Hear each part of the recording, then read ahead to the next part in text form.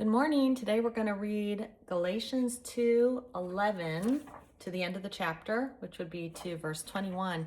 And we're talking about Paul confronting Peter because Peter was wanting to separate the Galatians from the Jewish in terms of eating practices. So the gospel is for all. We don't need to follow any law or Jewish practices, but Peter began to separate himself from the Galatians while eating and following the dietary restrictions for the Jewish. And so Paul took it upon himself to preserve the gospel by confronting Peter. So that's what we're reading today. And so this is right after we just read that Paul was accepted by the apostles after 14 years of ministry. So, the reason he confronted Peter is because Peter is very influential amongst the Jewish Christians. So he would have led people astray had he continued these dietary restrictions. So that's what we're going to read today. Okay, we're going to start at verse 11. But when Cephas, which is Peter, came to Antioch, that's a place, I opposed him to his face, I being Paul, opposed him to his face because he stood condemned. For before certain men came from James, he was eating with the Gentiles. So we know that Peter was eating with the Gentiles. Then something regarding James and some men obviously persuaded Peter. But it says, but when they came back and separated himself, fearing the circumcision party, and the rest of the Jews acted hypocritically along with him, so that even Barnabas was led astray by their hypocrisy.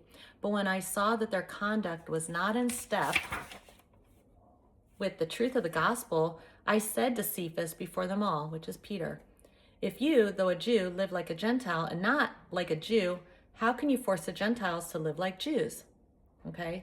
And then he rolls into verse 15 where he's talking about what it means to be justified by faith. So he's going to restate the gospel here. We ourselves are Jews by birth and not Gentile sinners. Yet we know that a person is not justified by works of the law, but through faith in Jesus Christ. So we also have believed in Christ Jesus in order to be justified by faith in Christ and not by works of the law, because by works of the law, no one will be justified. But if in our endeavor to be justified in Christ, we too were found to be sinners, is Christ then a servant of sin? Certainly not. For if I rebuild what I tore down, I prove myself to be a transgressor. For through the law, I died to the law so that I might live to God. Okay, verse 20 here. I have been crucified with Christ. It is no longer I who live, but Christ who lives in me. And the life I now live in the flesh, I live by faith in the Son of God who loved me and gave himself for me.